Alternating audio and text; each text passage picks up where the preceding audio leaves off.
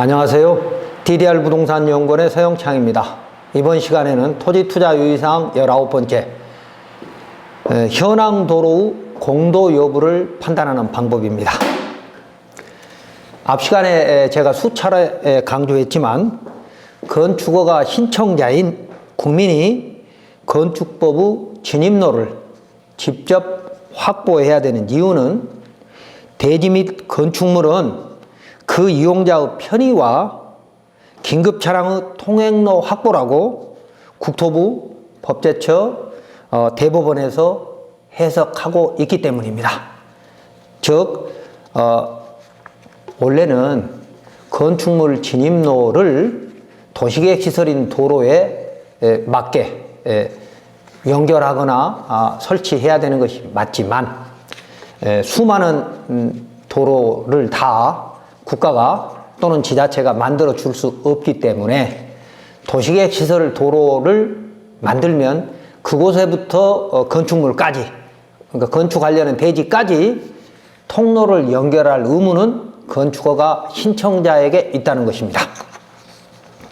그렇다면 건축허가를 받을 수 있는 진입통로는 꼭 건축법 2조 1항 11호의 건축법 도로만이 아니라 건축법 45조와 44조의 원칙과 예외가 있습니다. 그래서 허가권자는 현행 건축법의 원칙적 기준, 즉 44조의 접도 의무는 뭐였어요? 너비 4m 이상의 도로에 2m 이상이 접해야 한다. 이게 원칙이었죠. 그리고 45조는 그 건축법 지정도로는 이해관계인의 동의를 받아야서 지정하라. 이게 원칙이었잖아요. 그런데 이 44조의 접도 의무 45조의 도로의 지정은 원칙만 있는 게 아니라 예외도 있습니다. 그래서 예외를 활용해서 건축허가 신청자를 위해서 허가 여부를 검토해 주어야 할 의무도 허가권자한테 있는데도 불구하고 허가권자는 현재 건축법의 원칙적 기준만으로 허가 여부를 판단하려는 소극적 행정을 하고 있는 것이죠. 그래서 이런 법조문을 종합적으로 판단해 주어야 하는 것이 옳다는 설명입니다. 예를 들면 어떤 대지 및 건축물에 이미 현황 통로가 있다면 그 현황 통로가 건축법이 정한 너비 기준에 맞는지, 그리고 그 통로 소유자의 배타적 사용 수익권이 제한되었는지 또는 존재하는지, 존재한다면 사용허가를 받아야 된다는 것이죠. 그것만 판단하면 되는 겁니다. 그래서 그 표에 정리가 됐지만 건축법 44조는 대지와 도로의 관계, 접도 의무, 이것은 도로에, 건축법 도로에 2m 이상이 접해야 한다는 이 원칙과 예외가 어떤 것이 있죠? 해당 건축물의 출입에 지장이 없거나 또 주변에 공지 등이 있을 때는 건축허가를 해줄 수 있다라고 44조에 있는 것이죠. 원칙과 예외가. 그리고 45조의 건축법 도로 지정은 건축법 2조 1항 11호 남목의 지정 도로는 건축법 44조에 1이 되어 있습니다. 도로 지정 폐지 변경은 이해관계인의 동의를 받아라. 이게 원칙이죠. 그러나 연락이 안 되거나 해외 거주 등으로 연락이 안 되거나 또 주민이 오랫동안 사용했던 통로는 조례에 의해서 사용 승낙 없이 지정할 수 있다라고 하는 것이 건축법 조문입니다. 그러니까 건축법 44조와 45조에 원칙만 있는 것이 아니라 예외도 있었기 때문에 이런 예외까지도 종합적으로 판단을 해야 됨에도 불구하고 허가권자는 원칙으로만 해결하려고 한다는 겁니다. 자, 그래서 건축법 2조에는 도로 정의가 있고 가목의 법정도로, 남목의 지정도로가 있는데 예외적으로 동의를 받아서 또는 동의를 받지 않고도 조례도로로 지정할 수 있는 예정도로도 있을 수 있는 것이고요.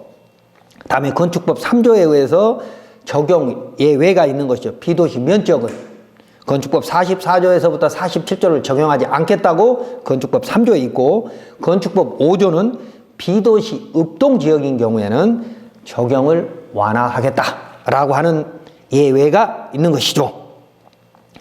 자, 그래서 이렇게 종합적으로 판단을 하면 되는데, 허가권자는 원칙만 주장하는 것이죠.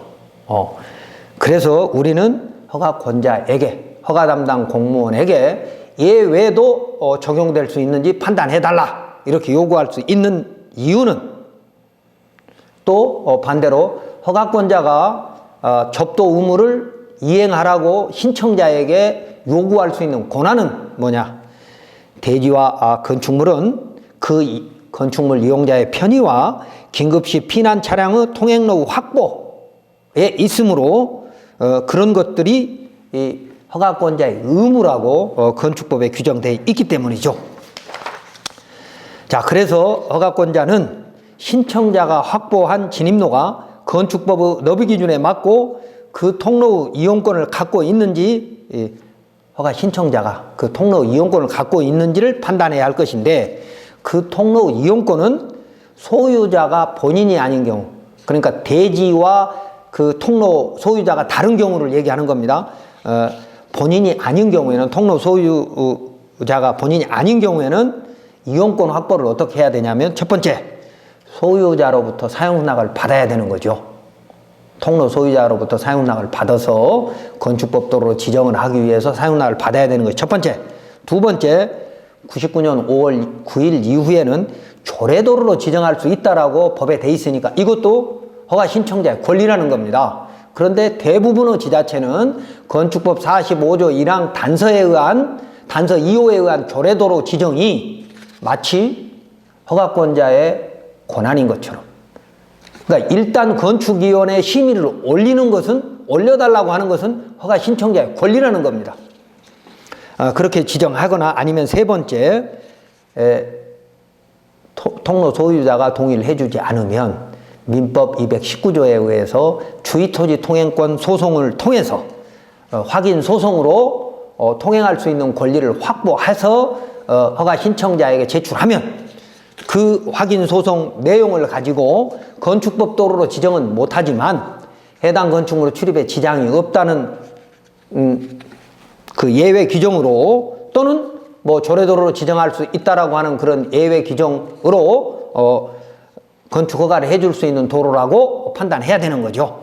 그러나 이제 주의토지 통행권은 채권적 관계로서 당사자 간에 있는 것이기 때문에 해당 건축물의 출입에 지장이 없다는 것으로 44조 1항 단서 1호에 의해서 허가를 해줄 수 있다는 겁니다.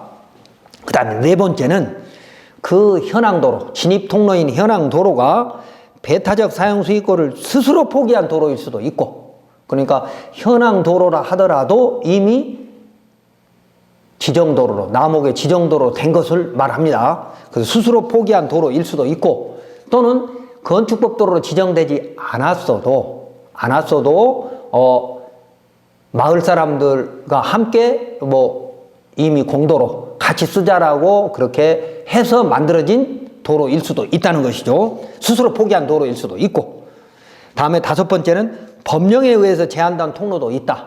이거는 뭐 대표적인 게 76년 2월 1일 전에 이미 만들어진 4m 이상의 도로는 건축법 도로다 라고, 이건 법 조문에 있는 거고, 그 법 조문에 대한 유권 해석을 대법원에서 하고 있기 때문에, 자, 법령에 의해서 제한된 도로도 있을 것이며, 건축법 도로로 사용승낙을 받아서 지정했거나, 조례도로로 사용승낙 없이 건축위원회 심의를 통해서 지정했거나, 또는 76년 2월 1일 이전에 이미 만들어진 도로이거나, 또는 뭐 개발행위를 통해서 이미 만들어진 그런 도로들은 배타적 사용 수익권이 제한된 통로로 볼 수도 있으므로, 허가권자는 결국 그 통로 소유자의 배타적 사용 수익권을 잘 판단해야 되는 거죠. 배타적 사용 수익권이 살아있는지 또는 뭐 제한되어 있는지 판단해야 될 의무가 있음에도 불구하고 그걸 판단하지 않으려고 하면 우리는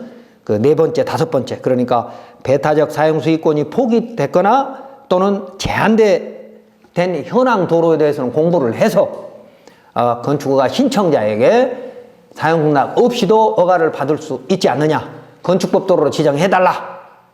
조례도로 말입니다. 지정해달라 할 수도 있는 거고 해당 건축물 출입에 지장이 없다라고 주장할 수도 있다는 것입니다. 만약 현황도로 소유자의 배타적 사용 수익권이 포기 또는 제한된 도로라면 허가권자는 굳이 그 현황도로 소유자의 사용락을 받아서 건축법 45조 1항 본문 후 도로로 지정하지 않고도 44조 1항 단서 1호에 의해서 건축허가를 해줄 수 있어야 하고, 부득이한 경우에는 건축법 45조 1항 단서 2호에 의해서 조례도로로 만들어서 이미 그 현황도로를 이용해 왔던, 그러니까 배타적 사용 수익권이 스스로 포기했거나 제한되었기 때문에 그동안 이용해 왔던 이해관계인들의 기득권, 그러니까 이용권도 보호하여야 한다는 겁니다. 하지만 지자체 장도 이런 판단이 굉장히 어렵고 또 현황도로 소유자의 재산권도 적극적으로 보호해야 될 의무가 있기 때문에 국가와 지자체는 예산의 범위 내에서 최대한 그런 배타적 사용 수익권이 포기 또는 제한돼서 이미 공도로 사용하고 있는 그런 도로들을 최대한 보상을 하면서 그 현황 도로가 공공시설이고 공익시설인 건축법 도로를 국민을 위해서 적극적으로 만들어 가야 한다는 겁니다. 이때 현황 도로의 배타적 사용 수익권이 포기 또는 제한 여부를 판단하려면 먼저 그 건축허가를 하려는 대지의 용도지역, 행정구역, 지목 등을 토지용계획 확인서로 확인하고, 그 다음에 대지가 개발행위 허가 등 형질 변경 대상인지를 판단하고, 그러니까 대지가 형질 변경이거나 아니면 대지가 이미 지목이 대 또는 6가지 지목, 유사한 6가지 지목인 것도 있지만 진입로를 말합니다. 진입로가 이미 현황도로 만들어졌느냐 아니면 지금 만들어야 되는, 개설해야 되는 도로이냐에 따라 다르다 그 말입니다. 그래서 형질 변경 대상인지를 판단하고, 세 번째, 대지에 접한 통로가 타인이 건축허가 시에 이미 건축법 도로로 지정되었는지 또는 배타적 사용 수익권을 스스로 포기하였는지 등을 확인해야 합니다. 왜냐하면 지적도에 표시되지 않은 현황도로나 또는 지목 변경이 되지 않은 사실상의 도로가 이미 건축법 도로로 지정돼서 도로관리대장이 중재된 것도 있고, 건축허가에서 접도 의무 예외도 아까 44조 45조 예외가 있고, 그 다음에 앞으로 현황도로 너비를 확장하여 건축법 도로로 만들 수 있는 현황도로 종류는 엄청나게 많은데, 국토부 및 허가권자는 현행 건축법의 원칙적 기준으로만 판단해서 건축법이 정한 예외 규정 및 접도 의무를 부여한 입법 취지 등은 아예 쳐다보지 않아서 국민들이 많이 고통을 받고 있다는 것입니다. 그 대표적인 사례가 국민이 지금 거주하고 있는 건축물을 개축하려고 할 때에 문제가 생기는 겁니다. 즉, 국민이 건축허가를 받을 당시에는 합법이어서 건축물 대장도 만들어졌고, 그 이후 허가받은 이후 수십 년 동안을 편안하게 거주를 하였는데, 지금 그 건축물이 노후화돼서 신축 또는 개축을 하려고 했더니 그 진입로가 현행법 기준에 맞지 않아서 신축은 물론 개축조차 되지 않는다라고 허가권자가 해석을 하면 국민은 누구를 믿고 살아야 합니까? 지난 수십 년 동안 문제없이 잘 살아왔던 건물이라 이겁니다. 그 건물을 지금 노후화돼서 개축하려고 했더니 현행법 기준에 맞지 않으니까 허가가 안 된다라고 말을 하면 국민은 누구를 믿고 살아야 한다는 말이냐는 거죠. 또 국가가 헌법 23조에 보장된 사유재산권을 적극 보장해야 될 의무가 있잖아요. 그럼 이건 국민의 잘못이 없는데 그러면 국가는 사유재산권 보장 안 하겠다는 겁니까? 또 그리고 국가가 이런 건축법으로 사유재산권을 제한하는 목적이 있습니다. 이유는 뭐냐? 사유재산권도 보호해야 되지만 긴급시 피난 차량의 통행로 확보 등이라고 하는 이게 공익이거든요. 화재가 나서 119가 마음대로 들어가서 진압해 줘야 되는 것은 국가의 의무이거든요. 지자체장의 의무거든요. 그 의무를 달성하는 것이 공익이에요.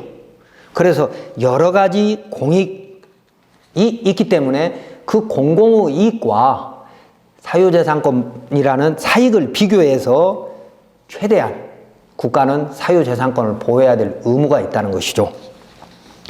그런데 국토부는 과연 그런 노력들을, 또 지자체는 과연 그런 제가 지금 세 가지 부분에 대해서 주장하고 있는 이런 내용들을 그동안 얼만큼 국민을 위해서 국민의 편을 서서 생각을 했는지, 생각을 안 하니까 국민들이 국가를 원망할 수밖에 없는 거죠. 그 표에도 나왔다시피 기존 건축물의 특례라고 건축법 6제가에 있는데 그 내부에 들어가면 없습니다. 다음 시간에 제가 구체적으로 얘기를 할게요. 기존 건축물의 특례는 진입로도 포함되어야 되는 거 아닙니까? 없어요. 진입로에 대해서는. 그 다음에 헌법 23조에 사유재산권 보호하라고 했는데 사유재산권이 보호가 됩니까? 진입로가 강화된 기준에 맞지 않으면 그 대지는 개축조차 못하고 주저앉아야 된다면 이 사유재산권 누가 보호해 주는 겁니까? 그리고 이런 건축법의 제한을 두는 목적이 공익과 사익을 비례해서 공익이 더 우선하기 때문에 제한을 줄 수 있는 거거든요. 이런 헌법이나 또는 행정법 등의 공법, 이 원리를 무시한 이런 유권 해석은 있을 수도 없고 이런 걸 방치하고 있는 국토부는 정말 잘못하고 있다는 것입니다. 자, 그래서 이번 시간부터는 국토부가 명확하게 정리해주지 않은 이미 만들어진 수많은 건축물 진입 통로 전부를 저는 현황도로라고 정의를 하고 그 현황도로를 통해서 건축허가를 받을 수 있는 방법을 찾아보기로 하겠습니다.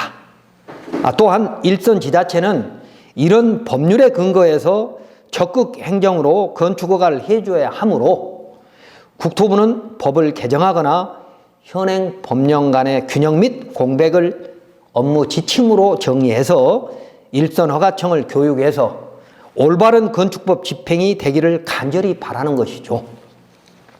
물론 지난 60여 년 동안 건축법이 진화하면서 발생된 경과 규정 및 법률적 공백을, 두 번째는 국토계획법, 산지관리법 등 타 법률과 이해상충되는 문제를, 그리고 세 번째는 국토부와 법제처 및 대법원의 유권 해석의 차이, 그러니까 공익과 사익의 비례 원칙 부분에 대해서는 약간 개념이 다릅니다. 대법원에서는 소유자의 배타적 사용 수익권을 적극적으로 지켜주려고 하는 그런 유권 해석들이 있기 때문에 이런 것들을 일선 지자체가 직접 해결하기는 쉽지 않습니다. 그래서 국토부가 좀 전문성을 좀 발휘해서 이런 부분들을 풀어줘야만이 국토의 가치가 상승되는 거고 국민의 고통이 해소될 뿐만 아니라 허가청의 애로 또한 해결된다는 것이죠. 그래서 현황도로의 배타적 사용 수익권 포기 또는 제한 여부를 일선 지자체 공무원이 민법과 공부법으로 판단하기 쉽지 않을 것이므로 국토부는 지금이라도 전국의 모든 현황도로, 제가 말씀드린 현황도로란 건축법 도로로 지정되지 않은 사실상의 도로를 모두 합해서 현황도로라고 말씀드리는 겁니다. 건축법 도로로 지정이 돼서 건축물 도로관리대장에, 건축법 도로관리대장에 등재되어 있으면 공도이므로 일선 허가청의 공무원이 그런 통로에 접해 있는 것은 편안하게 당당하게 허가를 해줄 수 있지만 그렇지 않은 것은 전부 다 사용허가를 받아오라고 한다는 것이죠. 그래서 이런 건축법도로 지정되지 않은 현황도로는 정비 또는 보상을 하면서 국토의 가치도 높이고 국민의 고통도 해결하고 일선 공무원의 애로를 해결하기 위해서 국토부가 적극 나서 주어야 한다는 겁니다. 그럼 어떻게 나설 것인가는 뒤에 설명드리겠습니다. 그동안 개발제한구역, 공익산지, 국립공원 등 임야 등은 국가가 매수하고 있죠. 그래서 사유인 현황도를 정비하거나 또는 보상해주지 않거나, 여기서 말하는 것은 공사의 개념이 아닙니다. 법령간의 공백, 경과규정 이런 것들을 지자체가 제대로 해석을 못하니까 그 해석에 대해서 정비를 해달라 그 말입니다. 또는 부당하게 침해를 했다면, 배타적 사용 수익권을 지자체나 주민들이 침해를 했다면 적정한 보상을 해줘야 된다 그 말입니다. 사유 현황 도로를 정비 또는 보상해주지 않거나 국유인 현황 도로를 정비하지 않아서 발생되는 주민 간의 분쟁 또는 허가권자로부터 신청자인 주민이 많은 고통을 받고 있는 실정입니다. 국토부는 이런 문제점을 잘 알고 있음에도 그러니까 현황도로 현장을 잘 아는 지자체장이 판단할 문제라고 하면서 지자체로 미루고 있는데, 지자체는 공법과 민법 관련된 부분의 전문성이 부족해서 현행법의 원칙 기준으로만, 예외 기준을 아예 쳐다보지도 않으려고 원칙 기준으로만 판단하라고 해서 결국 국민이 국토부에 직접 질의하면 지자체장이 구체적인 판단을 하여야 한다고 하면서 지자체로 미루고 언론적인 답변만 하고 있어서 국민의 고통이 굉장히 큽니다. 자, 왜 이런 일이 반복되고 공무원이 복지부동하는 이유를 제가 크게 3가지로 추측해 봤습니다. 이웃 주민이 간에, 당사자 간에 해결할 민법 영역이라는 핑계, 첫 번째. 또 그리고 이런 민원을 해결하려면 국가나 지자체가 엄청난 예산과 시간이 필요하기 때문일 겁니다. 그러나 이렇게 많은 국민이 고통을 느끼고 있는 민원, 여기 민원은 또 다른 개념의 민원입니다. 원망입니다. 해결은 국격을 높일 수 있다라고 하는 생각으로, 그런 국격을 높일 수 있는 기회라는 명분으로 국토부와 지자체가 적극 나서서 주민의 협조를 구해서 의외로 문제를 쉽게 풀 수 있는 방안을 찾아보자는 겁니다. 자, 이 3가지 이 문제점, 첫 번째 건축허가의 민원, 두 번째 주민 간의 분쟁, 세 번째 부당이득 소송을 당하는 지자체의 입장을 충분히 이해는 하죠. 발생 원인은 이런 거죠. 건축허가의 민원이 생기는 이유는 허가공무원의 공법 미숙지입니다. 건축법에 대한 민법과 관련된 부분, 배타적 사용수익권 부분 또는 건축법과 타법, 국토계획법, 산지관리법 이런 것들의 적용 순위, 이런 것들에 대한 미숙지 부분은 현행법을 정리하고 업무 지침을 제정해서 해결책을 찾아야 할 것이고, 주민 간의 분쟁은 배타적 사용 수익권도 있지만 경계가, 지적과 현황이 다른 부분이 있거든요. 그래서 이런 부분들은 지적재조사 특별법을 뿐만이 아니라 지자체가 직접 측량을 해서 주민 자조사업 또는 주민 간의 협약으로 풀려고 하는 적극적인 노력을 해야 된다는 겁니다. 지자체가. 그리고 사유재산권을 침해해서 지하에다가 공공하수도를 매립해놓고 보상을 안 해준다든지 이런 것들은 당연히 대법원에서도 보상을 하라고 이렇게 판결하고 있잖아요. 또는 그때도 토지 소유자가 스스로 배타적 사용수익을 포기한 것이 명백한 경우에는 점유를 하고는 있지만 보상할 의무가 없다라고 하는 대법원 판례도 있고요. 그래서 이런 것들은 지자체에 맡기지 말고 국토부가 전문가를 동원해서 판단을 해가지고 적정한 점유권 침해에 대한 적당한 보상을 할 필요도 있다는 겁니다. 자, 그래서 민원인의 입장에서 바라본 현황 도로는 앞서 강의했지만 두 번째 주민들의 협조를 통한 또는 보상을 하면서 해결되는 것은 별도로 하더라도 다음 시간에서는 국가와 지자체가 현행법을 정리해서 적극 행정을, 그러니까 큰 비용이 들어가지 않고도 해결할 수 있는 문제 해결책들을 찾을 수 있다는 겁니다. 그래서 일선 지자체 허가 공무원이 책임지지 않아도 되는 법률적 근거를 사례별로 저도 설명해 보려고 합니다.